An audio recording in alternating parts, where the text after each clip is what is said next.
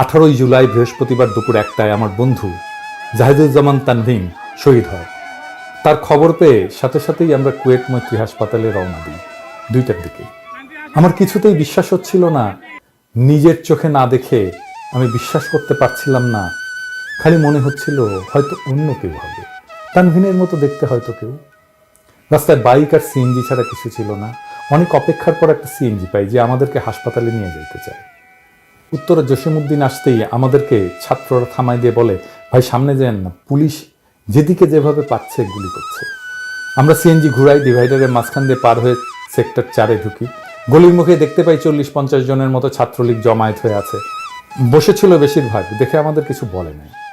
CNG ঘুরায় ঘুরায় কোনো মতে কুয়েত মৈত্রীর কাছাকাছি যাইতে পারি। আজমপুর রেলগেটে নামি। দেশের এই হাজারো সুশীলেরা চুপ থাকলেও সেই দিন সিএনজিওয়ালা মামা আমাদেরকে বলে যে আমি সমর্থন করি মামা এই আন্দোলন, আপনাদের বন্ধু শহীদ হয়েছে আজকে, আপনাদের থেকে কিভাবে টাকা নিই আমি। অনেক বলেকেও তাকে টাকা দিতে পারি নাই আমি। হাঁটা দিই হাসপাতালের দিকে। পথে শয়ে শয়ে ছাত্রছাত্রী দেখি, বিভিন্ন ভার্সিটির, কলেজের, এমনকি স্কুলেরও। সবাই আশঙ্কিত যে না জানি কি হয়। কারো গায়ে ইউনিফর্ম, গলায় প্রত্যেকের আইডি কার্ড, কারোর সাথে হেলমেট, চোখের নিচে টিয়ার শেল থেকে বাঁচাতে পেস্ট, প্রতিরক্ষার জন্য হাতে কারো কারো লাঠি, রেকর্ড করার জন্য কারো হাতে মোবাইল। হাসপাতালে পৌঁছাই, বাইরে শয়ে শয়ে শিক্ষার্থী হাসপাতাল ঘিরে রাখছে, ভেতরে যারা আছে তাদেরকে রক্ষা করার পণ নিয়ে। বাইরে থাকতেই আওয়াজ শুনি যে ভাই নর্দার্ন ভার্সিটির একটা লাশ আসছে, কেউ পারলে আইসে আইডেন্টিফাই করেন যে লাশটা কার। হাসপাতালের সামনে থেকে শোনা যাচ্ছে বিএনএসএ গোলাগুলির শব্দ, বিএনএসের দিকে ধোঁয়ায় কিছু দেখা যাচ্ছে না। চারিদিকে ইট, ভাঙা কাঁচ। গেটে যাই, ছাত্ররা আটকায়। প্রথম কথা, আপনি কোন ভার্সিটি? বললাম যে ভাই আইইটির আমি। সাথে সাথে বলে, ভাই ভেতরে আসেন, আইইটির একটা লাশ আছে। বুকটা ধক করে ওঠে। তখন মনে হয় আসলেই কি তানভীন? আনসারের এক লোক আমাদেরকে লাশ রাখার ঘরে নিয়ে যায়, পাশাপাশি 4টা লাশ। দ্বিতীয়টা তানভীনের।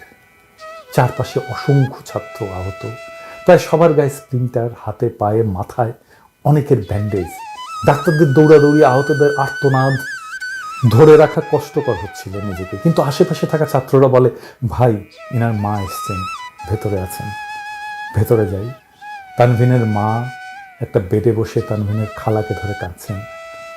আমাকে দেখেই বলেন যে আকাশ, আমার ছেলেটা তো নাই, কি নিয়ে বাঁচবো আমি, বলো কীভাবে থাকবো আমি একা? কিছু বলার ভাষা ছিল না। তখন কাঁদতেও পারি নাই আন্টির সামনে। আন্টি আমার হাত ধরে কাঁদছিলেন শুধু। হঠাৎ করে আওয়াজ আসে যে পুলিশ আর লীগ ভেতরে ঢোকার চেষ্টা করছে। আমরা কয়েকজন দোতলায় উঠে যাই, আইসিইউ এর সামনে দাঁড়াই। ভেতরে সব বেড ভর্তি, অনেকের গুলি লাগছে, অনেকের অবস্থায় আশঙ্কাজনক। ছাত্ররা সব দৌড়ে যায় যে পুলিশকে ঢুকতে দেবে না, লাশ নিয়ে যাইতে দেব না। কিছুক্ষণ পর আবার শান্ত হয়ে আসে ভেতরের সব। নিচে নামি। কিছুক্ষণ অপেক্ষার পর তানভীনের রিলিজের কাগজ আসে, আমাদেরকে বলে লাশ নিয়ে যাইতে।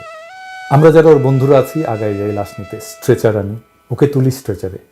আমি মাথার নিচে হাত দিই তোলার সময়, রক্তে ভেজা, মুখে আর বুকে অসংখ্য স্প্লিন্টার লাগা, বুকের উপরে কাঁধের পাশে বুলেটের ক্ষত, মাথার পেছনে থেতলে যাওয়া। লাশ নিয়ে আমরা সামনে আগাইতে নিলাম। তখন একযোগে আশেপাশে সব ছাত্ররা চিৎকার করতে শুরু করলো যে শহীদ ভাইয়ের লাশ। স্টিলে স্টিলে বাড়ি দিয়ে সবাইকে অ্যালার্ট করলো যেন সামনে থেকে সরে যায়। আল্লাহু আকবার বলে ধ্বনিত হলো চারপাশ। আশেপাশের কাউকে আমি চিনি না, কেউ আমাকে চেনে না, কিন্তু তারপরেও সবাই তৎপর, সবাই সবার ভাই সেখানে। চিনিও না এমন ছেলেমেয়েরা এসে সাহস দিয়ে যাচ্ছে, সাহায্য করছে। করিডোর ধরে সামনে আগাতে একটা চিৎকার শুনলাম, একটা পুলিশ মরছে রে। বিশ্বাস করতে হয়তো কষ্ট হবে, গোটা হাসপাতাল, ভেতরে বাইরে সব মানুষ একসাথে বলে উঠল আলহামদুলিল্লাহ। এরকম শিউরে ওঠা অনুভূতি কোনোদিন পাই নাই। কে মরেছে, কিভাবে মরেছে জানি না, কিন্তু মরেছে এটা শুনে আলহামদুলিল্লাহ পড়ে উঠলাম। সেই প্রতিটা মানুষ যারা এতটাই অত্যাচারী যে এদের মরার খবর শুনলেই মানুষের মুখ থেকে আলহামদুলিল্লাহ বের হয়ে যায়। এদের জন্য আল্লাহর পক্ষ থেকে জাহান্নাম ওয়াজিব করা হয়েছে। আসলে নিষ্পাপ সাধারণ ছাত্রদের বুকের উপরে যারা গুলি চালায়, যারা এটা সমর্থন করে, যারা এটা সহায়তা করে, যারা এটা হওয়ার সময় মুখ বুজে সম্মতি দেয়, সবার জন্য আল্লাহ যেন এই দুনিয়ায় বিচারের ব্যবস্থা রাখে। কিয়ামত পর্যন্ত অপেক্ষা করার ধৈর্য যে আমার হবে না। তানভীনের লাশ নিয়ে সামনের গেটে গেলাম। অ্যাম্বুলেন্স আসার অপেক্ষা করছিলাম। আমি একা ছিলাম কিছুক্ষণ ওর লাশের পাশে। চোখগুলো বুজে দিলাম, হাত দুইটা সোজা করলাম। মাথা থেকে রক্ত পড়া থামে নাই ওর। স্ট্রেচার থেকে রক্ত গড়ায়ে নিচে পড়ছে টপ টপ করে। আন্টি নিজের ওড়না দিয়ে বললেন, তানভীনকে যেন ঢেকে দিন। অ্যাম্বুলেন্স আসলো, ওকে তোলা হলো। স্ট্রেচার থেকে লাশটা নিয়ে অ্যাম্বুলেন্সের ভেতরে নিল। আন্টি তখন পাগল প্রায়। আন্টি স্ট্রেচার থেকে তানভীনের রক্ত নিয়ে নিজে মেখে চিৎকার করছেন, আমার ছেলে শহীদ, আমার ছেলে শহীদ হয়েছে।